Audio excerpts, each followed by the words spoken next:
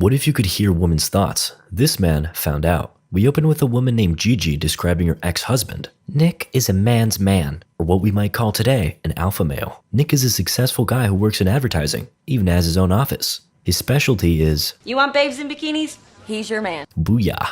And this is his daughter. How best can I describe Nick? Well, he's always been like an uncle to me.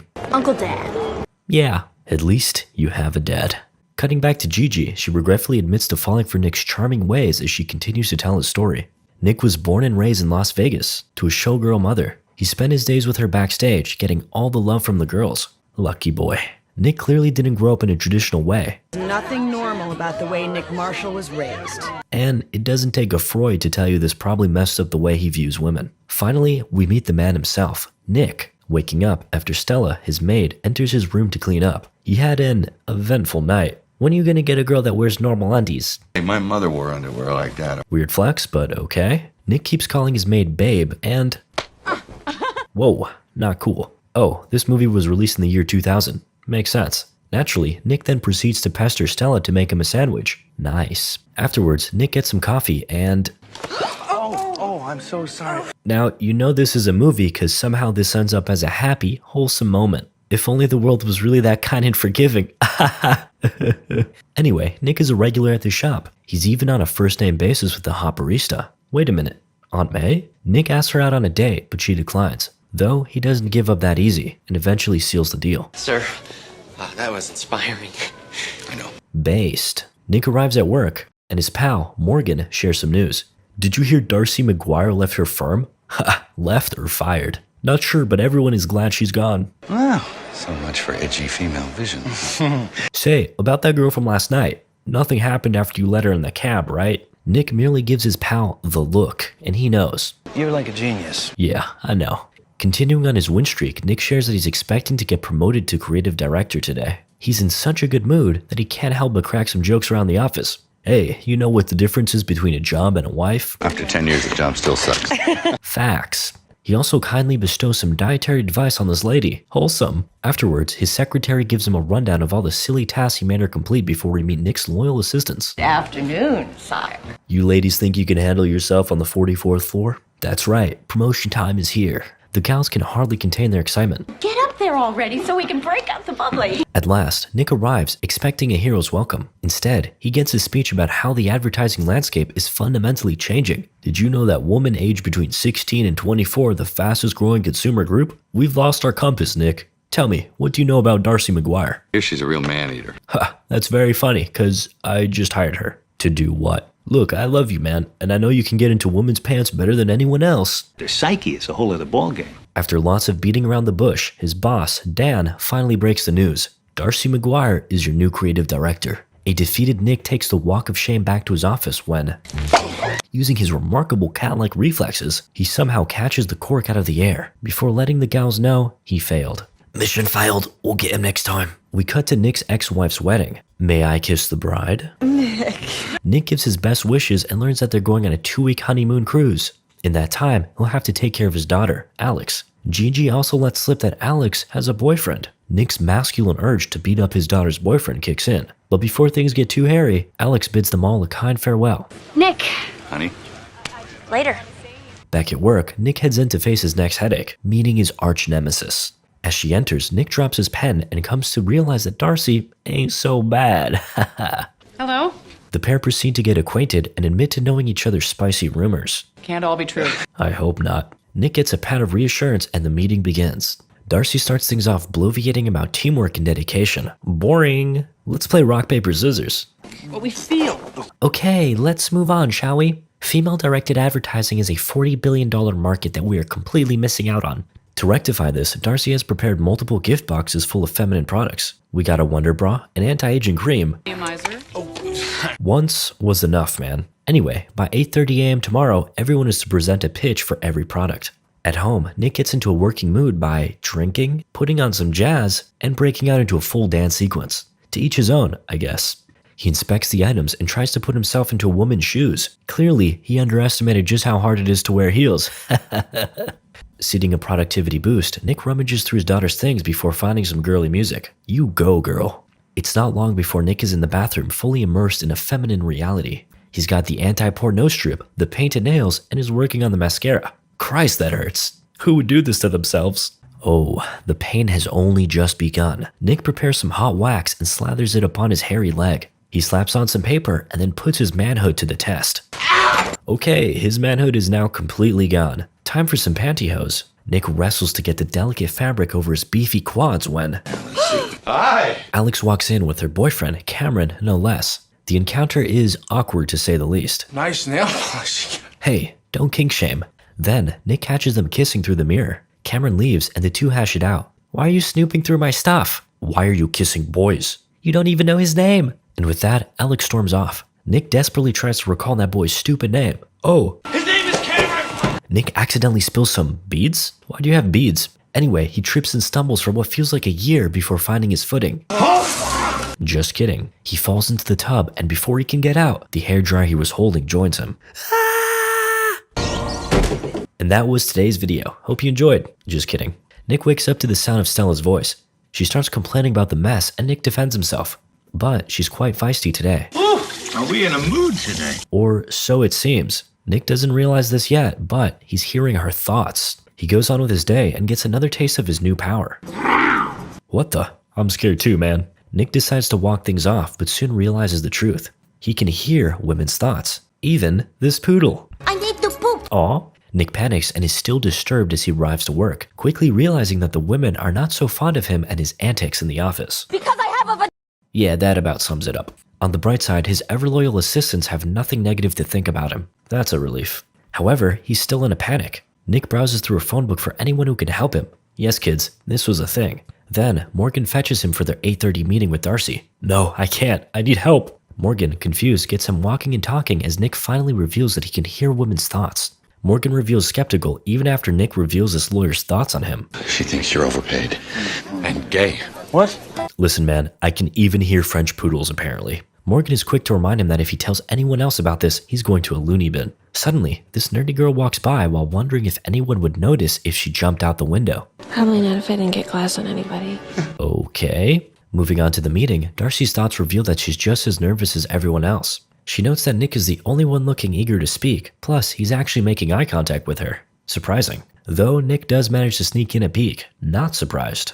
Darcy asks him for his insights, but Nick is left flustered as he unsuccessfully tries to sell his lipstick idea. What about... An idea involving the Swedish bikini team. Nick once again realizes that he's not actually well liked by the women of the office, contrary to their laughter of approval. So, Darcy moves to a different proposal, which Nick quickly interrupts with another idea. An idea he stole from this lady's thoughts. Advil. So mild and gentle. You can take it even when you're faking. The men gleefully approve, but the women remain silent, denying that they use Advil to get out of tickle time with their husbands. Even the one who had the thought in the first place. Asshole. Okay, Ashamed, Nick retreats, but Darcy commends him for trying. On the other hand, Morgan is like, "Who gave you that idea? The French poodle?" Ha, good one.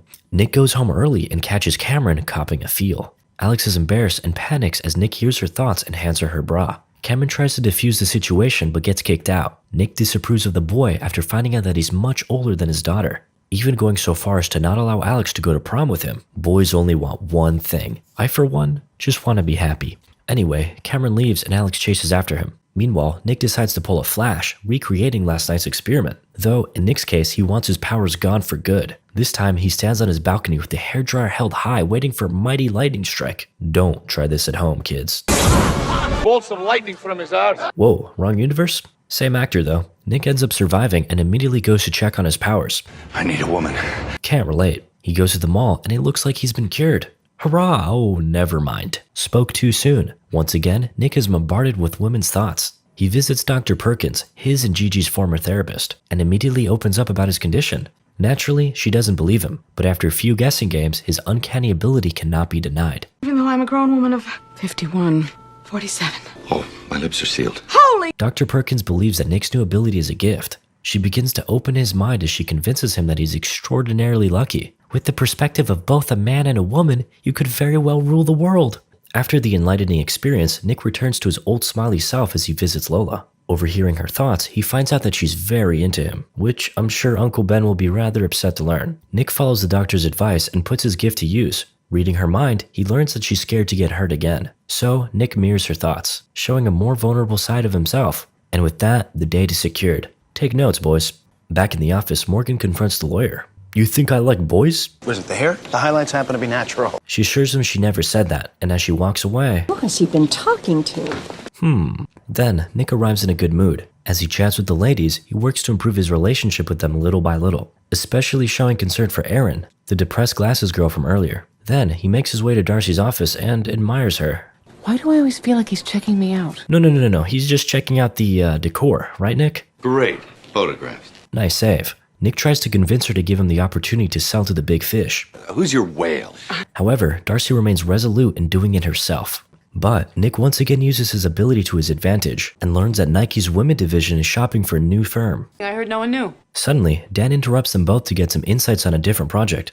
Nick takes hold of the situation, using Darcy's own ideas as his own. She's completely taken aback and tries to give further insight, but her ideas are dismissed. Then, an assistant enters and chimes in that Nick has a call from his daughter. He picks up and acts nicer than usual to impress Darcy, even faking a pleasant goodbye to Alex when she's already hung up on his face. Darcy starts seeing Nick in a new light and even lends a helping hand about his daughter. Going to the prom is mostly about the dress. Feeling victorious, Nick leaves while remarking that with all this brain picking, Darcy won't last a month. Afterwards, he heads home to visit Alex. Nick's really getting the hang of his gift as he turns his daughter's disapproving friends into admiring ones. You guys can order as much pizza as you want, and Alex, we really ought to go dress shopping together. Oh, that is so sweet. Before he can get to that dress, Nick has business to attend to with Lola. Unfortunately, he gets performance anxiety and has to compose himself in the bathroom. Turns out, now that he has his gift, he learns that he's not as gifted in some areas as he thought. I can do this better.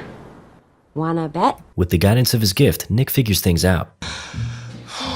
Continuing to use his powers, he immerses himself in the company of women. Nick goes covert and does research while listening to their inner thoughts and desires. At work, he snoops on Darcy's ideas again and carefully writes them down. One day, she excitedly presents her new poster to Dan, only to find that Nick has already beaten her to the punch. Brutal. Meanwhile, Nick is getting along splendidly with his female coworkers. Now that he's in touch with his feminine side, they consider him one of their own. He's even got great advice. And he can't just ignore you all night, stay glued to the TV like some zombie, and then expect you to turn it on like a light bulb. Preach, queen. Later, Nick meets with Darcy to work together on the Nike proposal. He follows her train of thought and is enthusiastically waiting for her to finish. But Darcy catches him nodding. Sus. They eventually form the slogan for the proposal. No games, just sports. Did he come up with that or did I? Darcy is confused but impressed. She confesses that she's heard of Nick's chauvinist reputation and is amazed at how different he really is. And Nick shares the same sentiment about her. Feeling smitten, Darcy urges herself not to fall for a coworker. God, I just looked at his penis.